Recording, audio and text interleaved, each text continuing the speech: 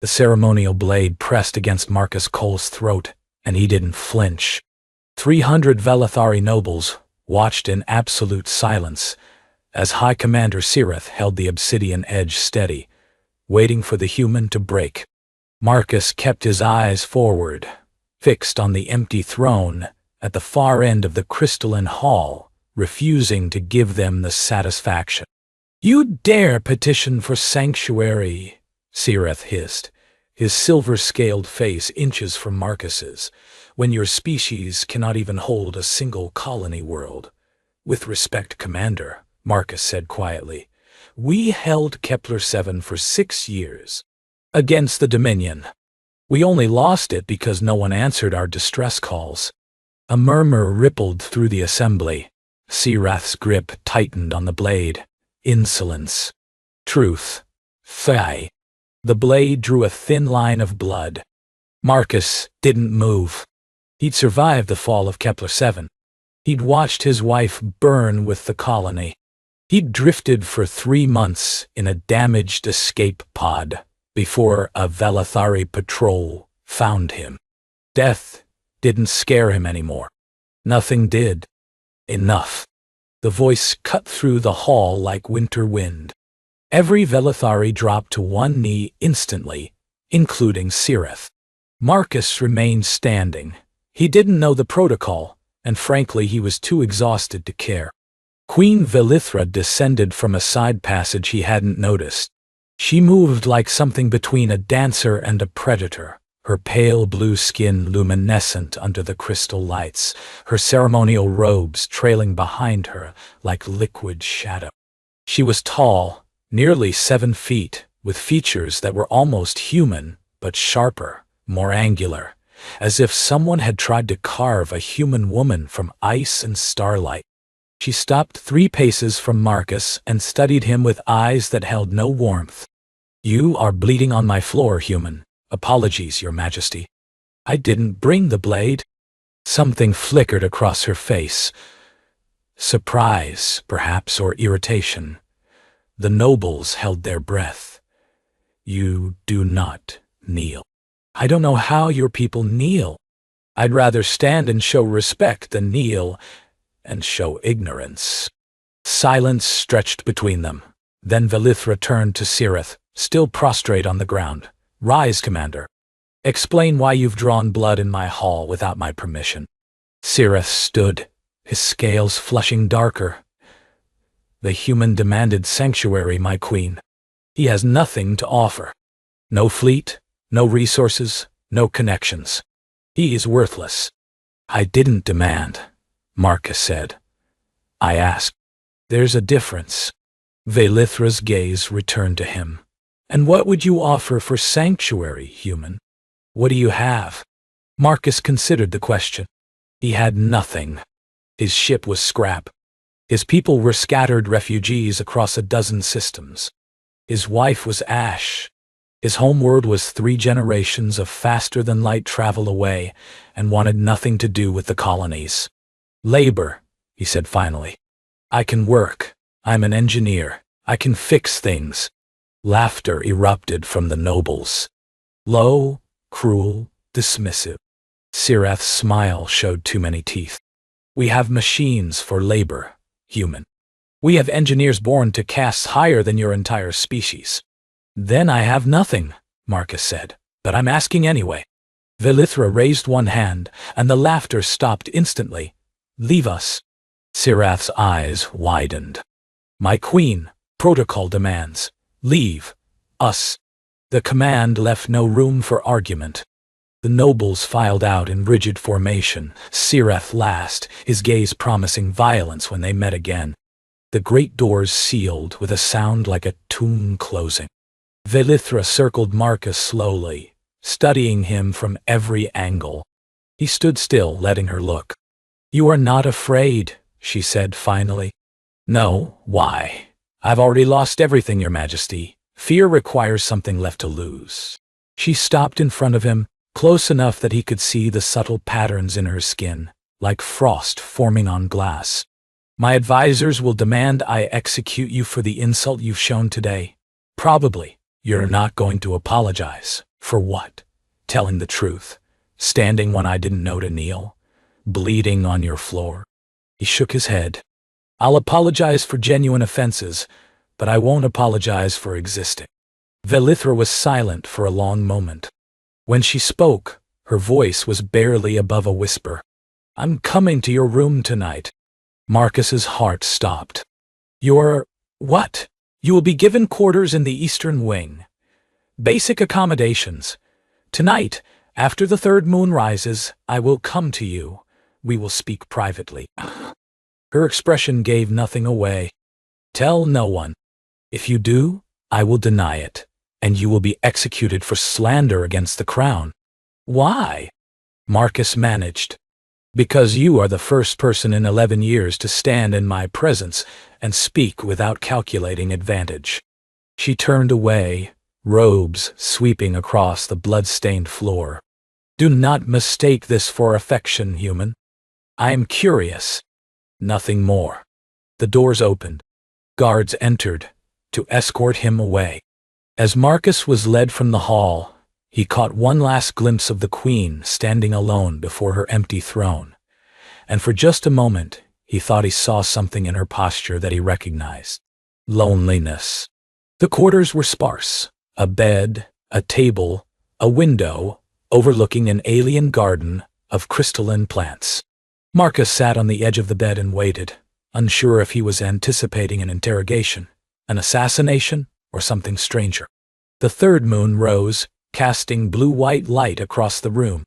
A section of the wall slid open silently.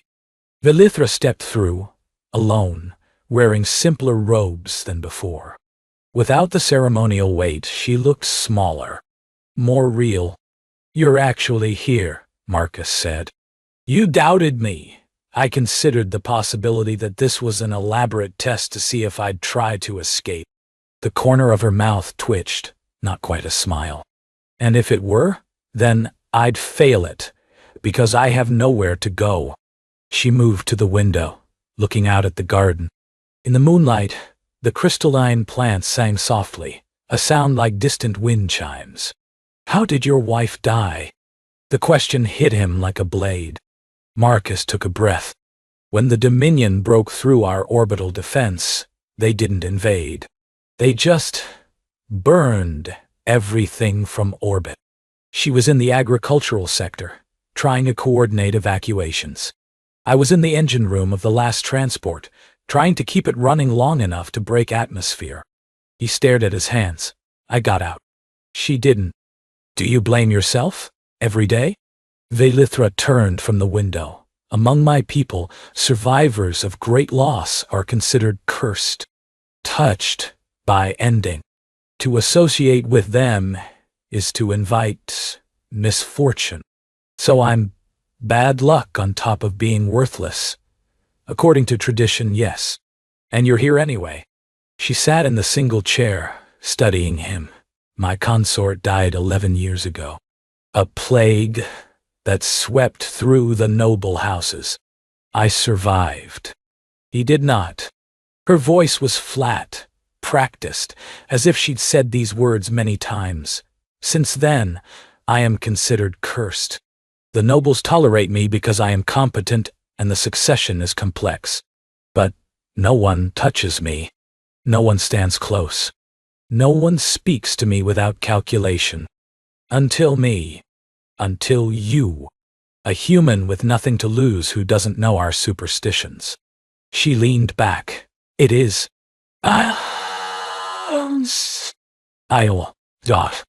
Marcus considered this. So you're not curious about humans. You're curious about anyone who'll actually talk to you. Perhaps. She paused. You are perceptive. I'm an engineer. We troubleshoot. Find root causes. He met her eyes. You're lonely, Your Majesty. Queens are not lonely. Queens are isolated by necessity and design. That's not a denial. Velithra looked away. The silence stretched. My people believe that emotional expression is weakness, she said finally. That control is virtue. I have been controlled my entire life. Perfectly composed, Perfectly appropriate. Her hands tightened in her lap. I am exhausted, human. More tired than I knew it was possible to be. Marcus stood slowly. He walked to the window, giving her space, and looked out at the singing crystals. On the transport, when we were escaping Kepler-7, there was a moment when the engines failed. We were falling back toward the atmosphere. Everyone was screaming. He touched the glass. I remember thinking how strange it was that after everything, the siege, the bombardment, losing Sarah, what finally scared me was the silence when the engines cut. Not the dying, the quiet before it. What happened? I fixed the engines. Barely. We made it to orbit with about 30 seconds of fuel left. He turned back to her. My point is, I understand tired. I understand being so exhausted that dying seems simpler than continuing. But I also understand that sometimes you fix the engine anyway, because there are people depending on you. Velithra was quiet for a long time. You did not fix the engine for yourself. No. For the 47 people in the cargo hold. And now? What keeps you functioning now? Marcus thought about it. Honestly, nothing. I've been going through the motions, waiting for something to give me a reason. He shrugged. Maybe that's why I asked for sanctuary here. Maybe I was hoping your people would give me a purpose or kill me. Either way, resolution. That is deeply sad. It's honest. Velithra stood. She walked toward him, stopping an arm's length away. This close, he could see that her eyes had flecks of silver in the blue, like distant stars. The nobles will not accept you. Sirith will push for your execution. You have perhaps 3 days before the council convenes to decide your fate.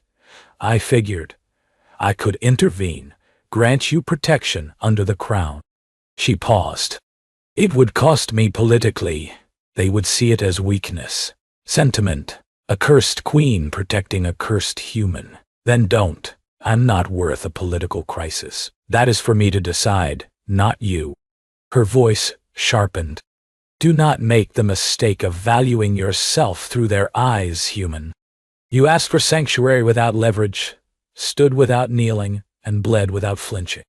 Among my people, those would be considered acts of profound stupidity. But I am beginning to wonder if they are something else. What? Courage? Or perhaps integrity?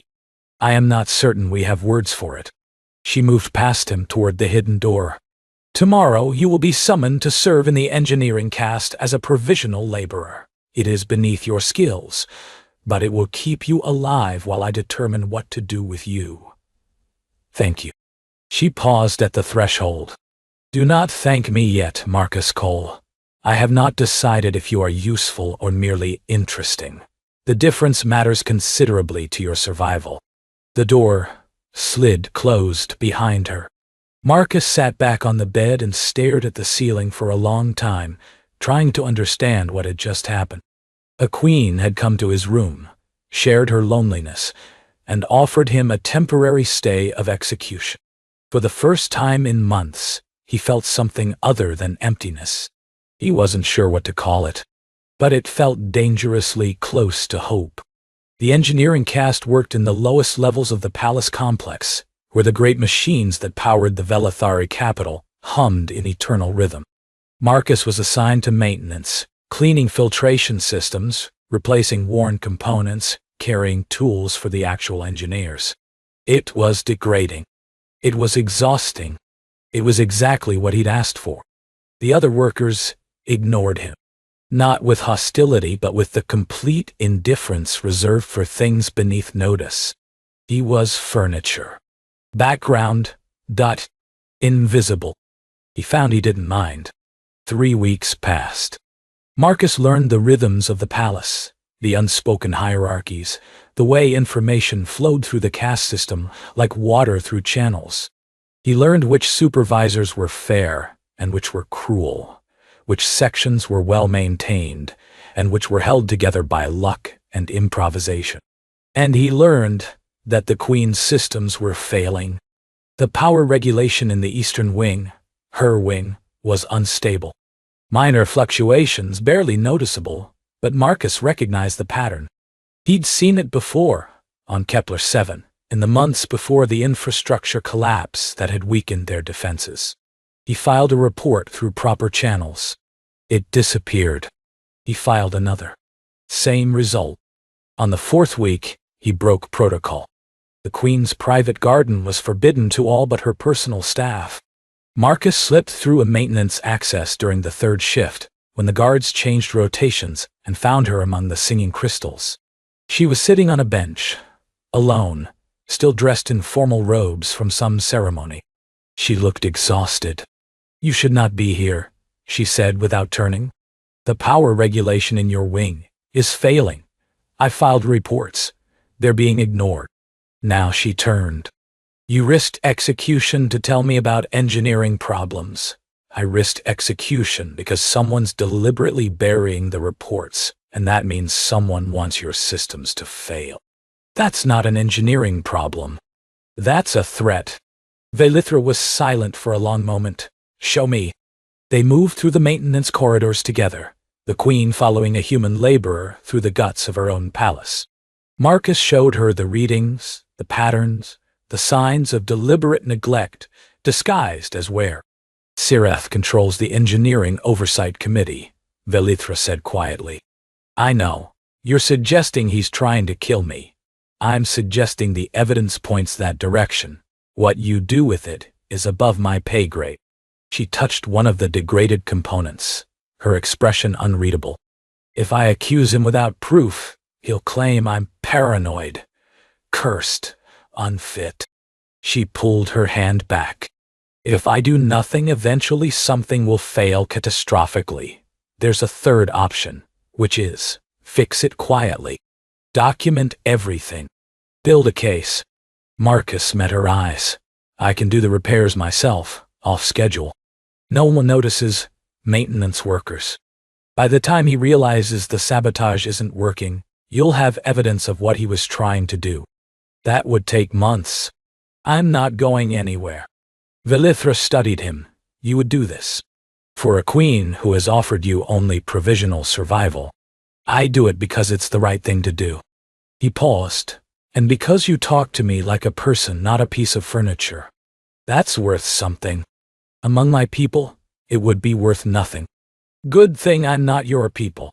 Something shifted in her expression. Not warmth exactly, but something adjacent to it. Recognition. "You are a strange creature, Marcus Cole. I've been told."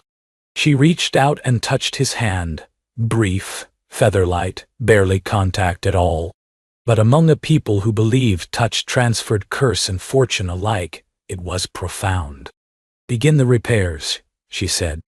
"I will ensure you have access." She turned and walked away through the crystal garden, leaving Marcus alone with the sound of singing plants and the echo of her touch on his skin. The months blurred together. Marcus worked double shifts, his assigned duties during the day, the secret repairs at night. He documented everything, the sabotaged components, the falsified maintenance logs, the chain of authority that led inevitably to Sireth's Oversight Committee. And in the spaces between, there was Velithra. She came to him irregularly, unpredictably, always through hidden passages and always alone. They talked about her world and his, about politics and engineering, about the colony he'd lost and the consort she'd mourned. She never touched him again after that first time, but she sat closer, spoke softer, let silences stretch without filling them. Marcus found himself looking forward to her visits with an intensity that frightened him. He told himself it was just loneliness, just the human need for connection after so long isolated. He almost believed it. The crisis came on a night when three things happened at once. Sireth's agents discovered the repairs. The council convened an emergency session. And the Queen's power systems failed anyway. Not the ones Marcus had fixed, but a secondary grid that nobody had known was compromised. Marcus was arrested in his quarters and dragged before the council in chains. The chamber was packed. Every noble house, every caste leader, everyone who mattered in the Velithari hierarchy. Sirith stood at the prosecution's position, his scales bright with triumph. The human has been found in restricted areas of the palace, Sirith announced. He has tampered with critical systems. He has conducted unauthorized repairs. And we have evidence, he produced a data crystal, that he has been meeting secretly with the queen herself. Gasps, whispers, scandalized looks directed at Velithra, who sat motionless on her throne. I accuse him of espionage, Sirith continued. Of assassination attempt. And I accuse Her Majesty of complicity, of allowing her judgment to be clouded by association with a cursed human. The repairs I made, Marcus said clearly, prevented system failures that would have killed everyone in the Eastern Wing, including the Queen. Convenient claim. Impossible to verify. Actually, it's very easy to verify. Check my documentation against the original maintenance logs. Someone's been falsifying records for months. Someone with access to the Engineering Oversight Committee. Sirith's smile didn't waver, but his scales darkened slightly. The word of a human against a high commander? The council is not that foolish. Then don't take my word. Marcus looked directly at Velithra. Take hers. The queen rose. I have reviewed the documentation Marcus Cole compiled. It is thorough, accurate, and damning. She descended from the throne, each step deliberate.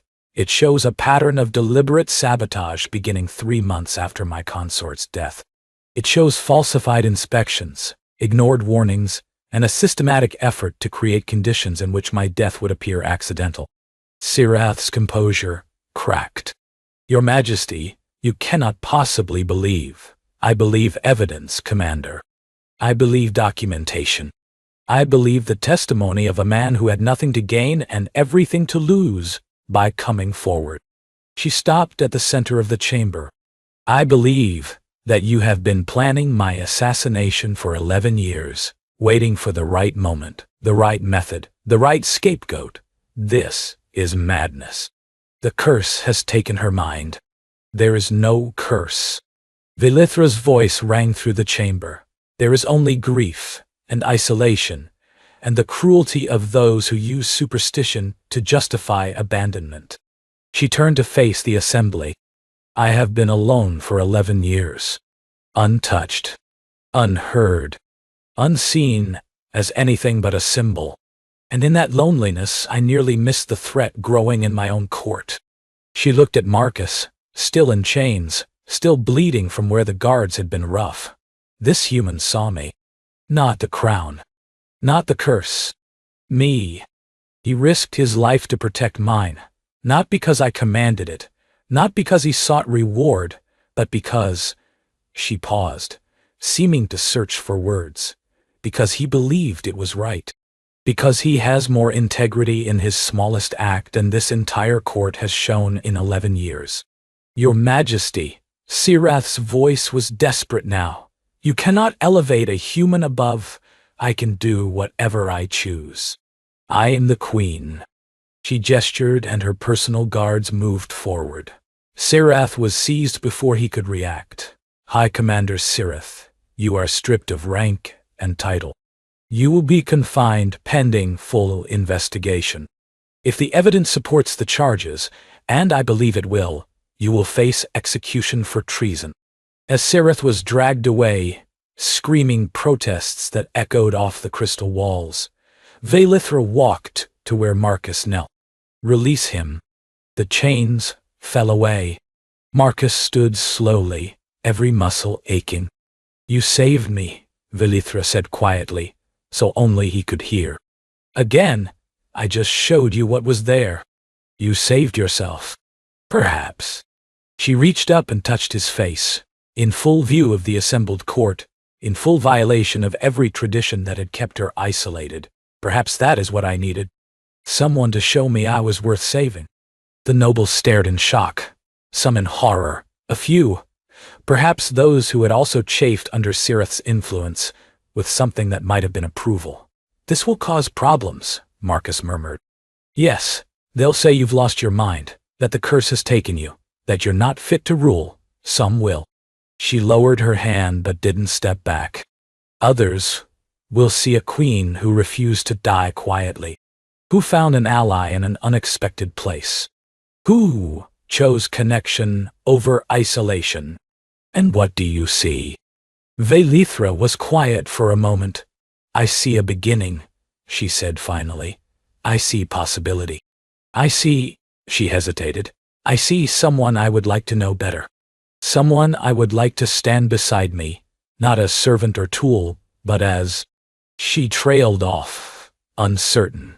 As what? I don't know yet. She met his eyes. Among my people, this would be the moment for a declaration, a formal statement of intention. But I find that I am tired of formality, tired of performance. She took a breath. I would like to discover what we are together. Without expectation. Without protocol. Can you accept that? Marcus thought about Sarah. About loss. About the long months of emptiness that had followed. He thought about hope, and how dangerous it was, and how necessary. I can accept that, he said. Around them, the court erupted in arguments and accusations, and the chaos of a political order reshaping itself.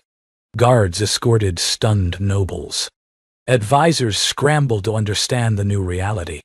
The future of the Velithari Empire hung in uncertain balance. But in the center of it all, a cursed queen and a grieving human stood together, not touching, not declaring, simply present with each other. It wasn't a fairy tale ending. It wasn't guaranteed happiness. It was fragile and uncertain and fraught with complications. It was enough. It was a beginning.